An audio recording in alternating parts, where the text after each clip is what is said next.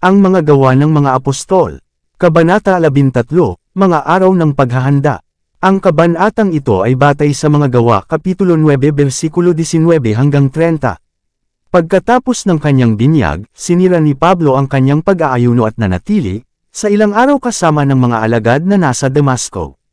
At pagdakay ipinang-aral niya si Kristo sa mga sinagoga, na siya ang anak ng Diyos. Buong tapang niyang idineklara na si Jesus ng Nazareth ang matagal nang hinihintay na Mesiyas, na, namatay para sa ating mga kasalanan ayon sa kasulatan, ay inilibing, at muling nabuhay sa ikatlong araw, pagkatapos ay nakita siya ng 12 at ng iba pa. At ang huli sa lahat, idinagdag ni Paul, siya ay nakita rin sa akin, gaya ng isang ipinanganak na wala sa takdang panahon. Unang Korinto Kapitulo 15 versikulo 3, 4, 8. Ang kanyang mga argumento mula sa propesya ay napakahusay, at ang kanyang mga pagsisikap ay hayag na sinamahan ng kapangyarihan ng Diyos, anupat ang mga Hudyo ay nalito at hindi nakasagot sa kanya. Ang balita ng pagbabagong loob ni Pablo ay dumating sa mga Hudyo bilang isang malaking sorpresa. Siya na naglakbay patungong Damasco, na may awtoridad at atas mula sa mga punong saserdote. Mga Gawa Kapitulo 26 versikulo 12, na hulihin at yusagan ang mga mananampalataya ay nangangaral na ngayon ng ebanghelyo ng isang ipinako at muling nabuhay na tagapagligtas, na pinalalakas ang mga kamay ng mga naging disipulo na nito, at patuloy na pagdadala ng mga bagong convert sa pananampalatayang minsan ay lubos niyang sinalungat. Si Pablo ay dating kilala bilang isang masigasig na tagapagtanggol ng relihiyong Hudyo at isang hindi napapagod na mang-uusig sa mga tagasunod ni Jesus.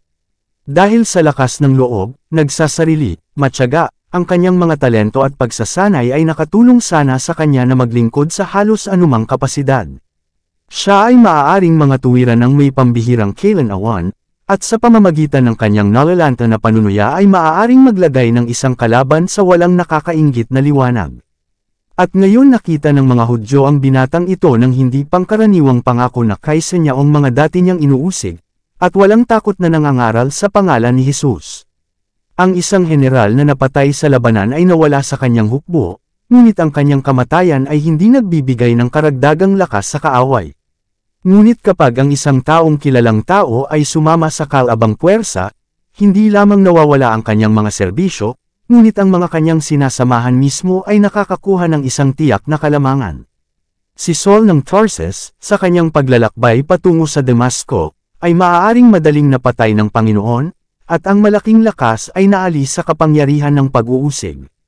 Ngunit ang Diyos sa kanyang pag-aalaga ay hindi lamang nagligtas sa buhay ni Saul, ngunit nagbalik loob sa kanya, kaya inilipat ang isang kampyon mula sa panig ng kaaway patungo sa panig ni Kristo. Isang mahusay na tagapagsalita at isang mahigpit na kritiko, si Paul, sa kanyang mahigpit na layunin at walang takot na tapang, ay nagtataglay ng mismong mga kwalifikasyon na kailangan sa unang simbahan. Habang ipinangangaral ni Pablo si Kristo sa Damasco, lahat ng nakarinig sa kanya ay namangha at nagsabi, hindi ba ito siya na pumuksa sa mga nagsisitawag sa pangalang ito sa Jerusalem, at naparito sa layuning yaon, upang dalhin niya sila na nakagapos sa mga punong saserdote. Ipinahayag ni Pablo na ang kanyang pagbabago ng pananampalataya ay hindi naudyukan ng simbuyo ng damdamin o panatisismo, ngunit naidulot ng napakaraming ebidensya. Sa kanyang paglalahad ng ebanghelyo ay sinikap niyang gawing malinaw ang mga hula na may kaugnayan sa unang pagdating ni Kristo. Ipinakita niya na ang mga hulang ito ay literal na natupad kay Jesus ng Nazareth. Ang pundasyon ng kanyang pananampalataya ay ang tiyak na salita ng propesya. Habang si Pablo ay patuloy na humihimok sa kanyang namamanghal na mga tagapakinig na magsisi at magbalik loob sa Diyos, at gumawa ng mga gawang nararapat sa pagsisisi, mga Gawa Kapitulo 26 versikulo 20, siya ay lalo pang lumakas, at nilito ang mga Hudyo na naninirahan sa Damasco, na pinatutunayan na ito ay si Kristo. Ngunit marami ang nagpatigas ng kanilang mga puso, na tumatangging tumugon sa kanyang mensahe, at sa lalong madaling panahon ang kanilang pagkamangha sa kanyang pagbabalik loob ay napalitan ng matinding pagkapuot tulad ng ipinakita nila kay Jesus. Ang pagsalungat ay lamaking napakabangis na si Pablo ay hindi pinahintulutang magpatuloy sa kanyang mga gawain sa Damasco. Isang mensahero mula sa langit ang nag-utos sa kanya na umalis sandali, at siya ay nagtungo sa Arabia, mga taga-Galacia Kapitulo 1 versikulo 17, kung saan nakatagpo siya ng ligtas na pag-urong. Dito, sa pag-iisa sa disyerto, si Pablo ay nagkaroon ng sapat na pagkakataon para sa tahimik na pag-aaral at pagmumuni-muni. Mahinahon niyang nirepaso ang kanyang nakaraang karanasan at tiniyak ang gawain ng pagsisisi. Hinanap niya ang Diyos ng buong puso, hindi nagpapahinga hanggang sa malaman niya ng may katiyakan na tinanggap ang kanyang pagsisisi at pinatawad ang kanyang kasalanan. Inasam niya ang katiyakan na makakasama niya si Jesus sa kanyang darating na ministeryo. Inalis niya sa kanyang kaluluwa ang mga pagkiling at tradisyon na hanggang ngayon ay humubog sa kanyang buhay, at tumanggap ng tagubilin mula sa pinagmumulan ng katotohanan. Si Jesus ay nakipag-usap sa kanya at itinatag siya sa pananampalataya, pinagkalooban siya ng isang mayamang sukat ng karunungan at biyaya.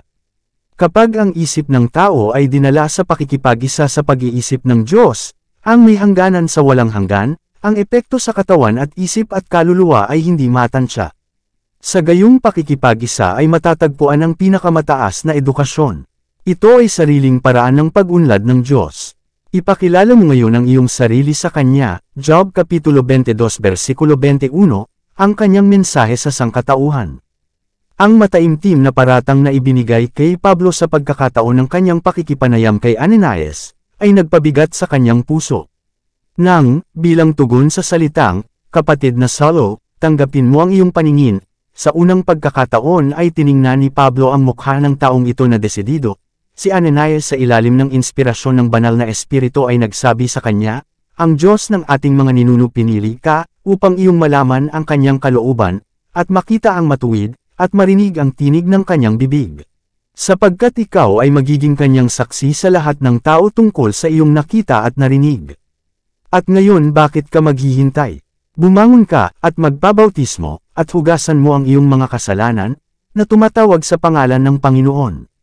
Gawa Kapitulo 22 versikulo 13 hanggang 16. Ang mga salitang ito ay naaayon sa mga salita ni Jesus mismo, na, nang arestuhin niya si Saulo sa paglalakbay patungong Damasco, ay nagpahayag, ako ay napakita sa iyo sa layuning ito, upang gawin kitang ministro at saksi kapwa sa mga bagay na ito na iyong nakita, at sa mga bagay na iyon kung saan ako ay magpapakita sa iyo, iniligtas ka mula sa mga tao, at mula sa mga gentil, na ngayon ay sinusugo kita, upang idilat ang kanilang mga mata, at ibalik sila mula sa kadiliman tungo sa liwanag, at mula sa kapangyarihan ni Satanas tungo sa Diyos, upang sila'y magsitanggap ng kapatawaran ng mga kasalanan, at mana sa kanila na pinabanal sa pamamagitan ng pananampalataya na nasa akin. Gawa Kapitulo 26 versikulo 16 hanggang 18. Habang pinag-iisipan niya ang mga bagay na ito sa kanyang puso, mas naunawaan ni Pablo ang kahulugan ng kanyang tawag na maging apostol ni Hesukristo sa pamamagitan ng kalooban ng Diyos. Unang Korinto Kapitulo 1 versikulo 1. Ang kanyang tawag ay dumating, hindi ng tao, ni ng tao, kundi sa pamamagitan ni Hesukristo, at ng Diyos Ama. Galacia Kapitulo 1 versikulo 1. Ang kadakilaan ng gawaing nauna sa kanya ay umakay sa kanya na magbigay ng maraming pag-aaral sa banal na kasulatan, upang may pangaral niya ang ebanghelyo, hindi sa pamamagitan ng karunungan ng mga salita, upang ang krus ni Kristo ay mawala ng bisa, kundi sa pagpapakita, ng espiritu at ng kapangyarihan, na ang pananampalataya ng lahat ng nakarinig, ay hindi dapat tumayo sa karunungan ng mga tao, kundi sa kapangyarihan ng Diyos. Unang Korinto Kapitulo 1 versikulo 17, 2:4, 5. Habang sinasaliksik ni Pablo ang mga banal na kasulatan, nalaman niya na sa buong panahon, hindi maraming pantas ayon sa laman, hindi maraming makapangyarihan, hindi maraming marangal, ang tinawag, ngunit pinili ng Diyos ang mga bagay na kamangmangan ng sanglibutan upang hiyain ang marurunong, at pinili ng Diyos ang mahihinang bagay ng mundo upang hiyain ang mga bagay na makapangyarihan, at ang mga hamak na bagay ng sanglibutan, at ang mga bagay na hinihamak, ay pinili ng Diyos, oo, at mga bagay na wala, upang mawala ang mga bagay na walang kabuluhan, upang walang laman na magmapuri sa kanyang harapan. Unang Korinto Kapitulo 1 versikulo 26 hanggang 29. At kaya, sa pagtingin sa karunungan ng mundo sa liwanag ng krus, si Pablo ay, nagpasya na hindi makaalam ng anuman, maliban kay Hesukristo, at siya na ipinako sa krus. Unang Korinto Kapitulo 2 versikulo 2. Sa kabuuan ng kanyang huling ministeryo, hindi kailanman nalimutan ni Pablo ang pinagmumulan ng kanyang karunungan at lakas. Pakinggan siya, pagkaraan ng mga taon, na nagpapahayag pa rin, sapagkat para sa akin ang mabuhay ay si Kristo.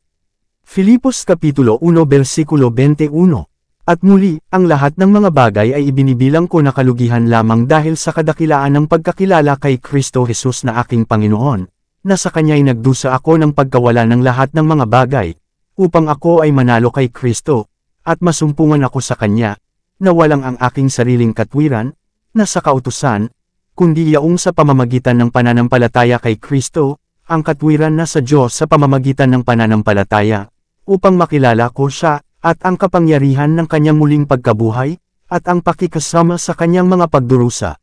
Filipos Kapitulo 3 versikulo 8 hanggang 10. Mula sa Arabia si Pablo ay bumalik muli sa Damasco, mga taga-Galacia Kapitulo 1 versikulo 17, at nangaral ng buong tapang sa pangalan ni Jesus.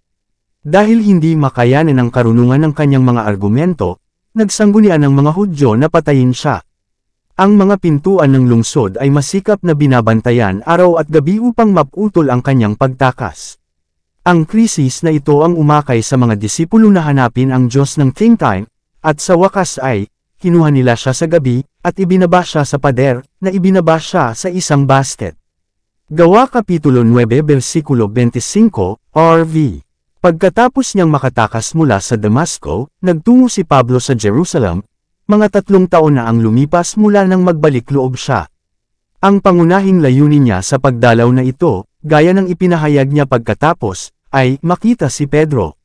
Galacia Kapitulo 1 versikulo 18. Pagdating sa lungsod kung saan siya dati ay kilala bilang Saul na mang-uusig, sinubukan niyang makiisa sa mga alagad, ngunit lahat sila ay natakot sa kanya, at hindi naniwala na siya ay isang disipulo. Mahirap para sa kanila na paniwalaan na ang isang napakapanatiko na pariso, at isa na gumawa ng labis na sirain ang simbahan, ay maaaring maging isang tapat na tagasunod ni Jesus.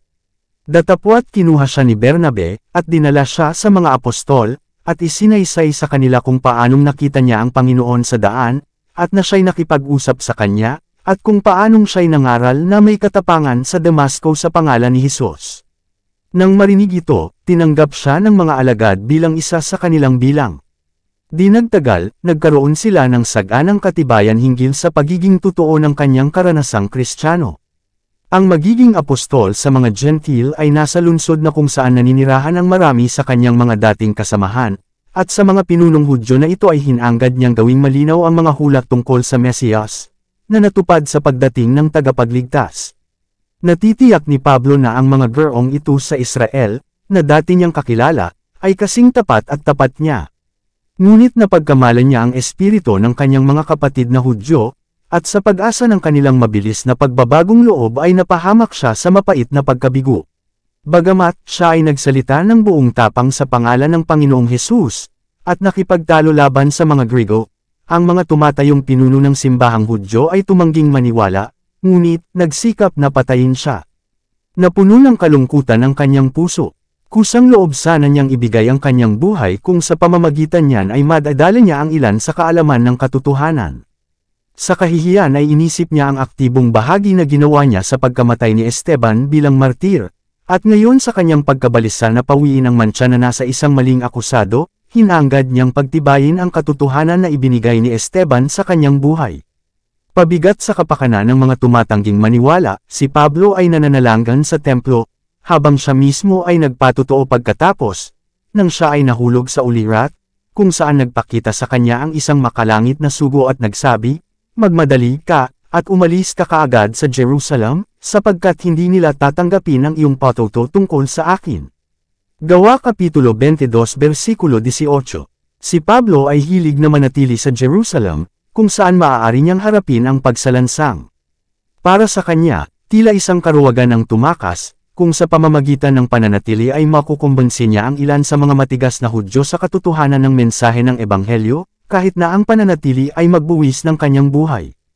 Kaya't sumagot siya, "Panginoon, nalalaman nila na aking ibinilanggo at hinampas sa bawat sinagoga ang mga nagsisampalataya sa iyo, at nang mabubo ang dugo ng iyong martir na si Esteban, ako'y nakatayo rin sa tabi, at pumayag sa kanyang kamatayan, at iningatan ang damit ng mga pumatay sa kanya.